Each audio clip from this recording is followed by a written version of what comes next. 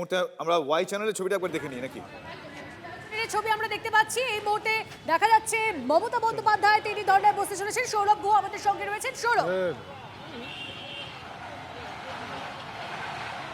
দেখো ওয়াই চ্যানেলের একটু ছবিটা তোমাকে দেখাবার চেষ্টা করি। আমি আমার চিত্র সাংবাদিক কুণাল গঙ্গোপাধ্যায়কে বলবো যে ওয়াই চ্যানেলের ছবিটা তোমাকে একটু দেখাত। এই মুহূর্তে কিন্তু চন্দ্রিমা ভট্টাচার্য, ফিরাদ হাকিম, বৈশ্বনাথ চট্টোপাধ্যায়, ডেরেক ওব্রায়েন, ইন্দ্রনীল সেন তারা প্রত্যেকে এসে উপস্থিত হয়েছেন। এবং এই মুহূর্তে কিন্তু দেখতে পাচ্ছি যেটা যে অনেক ছাত্র, যুব কর্মী, পুরনো দিনের কর্মী তারা অনেকেই কিন্তু উপস্থিত হয়েছেন এই ওয়াই চ্যানেলের বিক্ষোভ সমাবেশে। এবং কিছুক্ষণের মধ্যেই মমতা বন্দ্যোপাধ্যায় চলে আসবেন। যতটুকু আমরা খবর পেয়েছি যে Mamata Bandyopadhyay red road cross করছেন এবং এই মুহূর্তে কিন্তু যে কোনো মুহূর্তে তিনি চলে আসতে পারেন।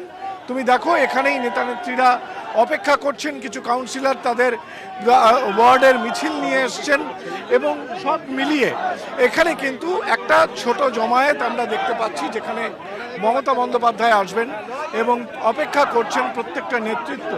এই মুহূর্তে শোভনদেব চট্টোপাধ্যায়, নয়না বন্দ্যোপাধ্যায়, একটু যেতে দিন।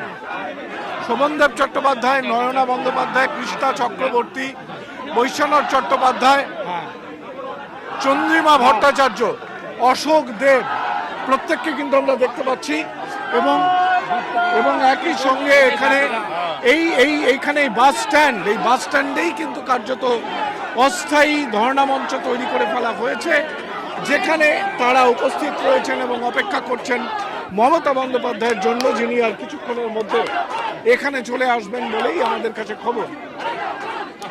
তন্ময় ঘোষ তিনিও এসে গেছেন, প্রার্থী ছিলেন শ্রীরামপুরের তৃণমূল কংগ্রেসের মুখপাত্র, তাকেও দেখতে পাওয়া যাচ্ছে। এবং এই মুহূর্তে কিন্তু সুজয় রয়েছেন, আমাদের অপর সহকর্মী সুজয় এই মুহূর্তে রয়েছে। সুজয়, আমরা ওয়াই চ্যানেল থেকে সেই সরাসরি ছবিটা দেখছি। বেশ কয়েকজনকে বলা হয়েছিল রানী রাসমণি অ্যাভিনিউয়ে যেতে, সেখানে অসুবিধা হলে ওয়াই চ্যানেলে চলে আসতে। মাঝে এক্ষেত্রে একটা বিতর্ক তৈরি হয়েছিল। তুমি যেখানে রয়েছো সেখানকার ছবিটা একটু তুলে ধরো।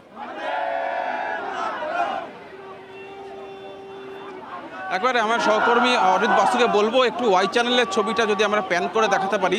ছবিতে একটা বড় বিস্তর তফাৎ। যদি তৃণমূলের কয়েক মাস আগেও যখন তারা শাসক দলে ছিল তখন যে কোনো বৈঠক, যে কোনো ধর্নায় তিল ধারণের জায়গা থাকতো না। আর এখন মমতা বন্দ্যোপাধ্যায় হেঁটে আসছেন, আর কিছুক্ষণের মধ্যেই তিনি এখানে এসে পৌঁছাবেন, প্রাক্তন মুখ্যমন্ত্রী মমতা বন্দ্যোপাধ্যায়।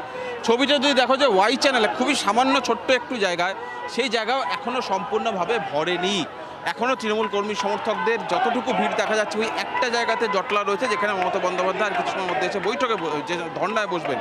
ফলে তফাৎটা বোঝা যাচ্ছে যে ক্ষমতা চলে যেতেই তৃণমূল থেকে যে বহু মানুষ, বা বলা চলে যে তৃণমূল যে কার্যত একটা বড় অংশের সমর্থন যে হারিয়েছে সেটা এই ছবিতেই স্পষ্ট।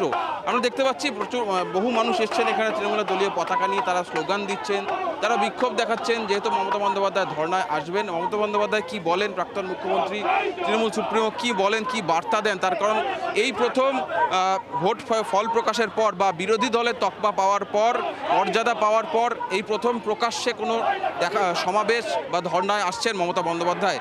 ফলে বিরোধী নেত্রীর নতুন করে কি বার্তা সেটা শুনতে চান যারা তৃণমূল কর্মী সমর্থকরা।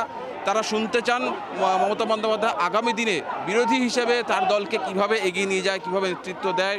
ইতিমধ্যেই বিভিন্ন ক্ষেত্রে দেখা যাচ্ছে যে দল ভেঙে যাওয়ার একটা পরিস্থিতি তৈরি হচ্ছে, বিরোধী দলে বার্তা উঠেছে, দলের মধ্যে এখন দেখা যাচ্ছে দল বিরোধী কথা বলছে এখনো অনেক বিধায়করা।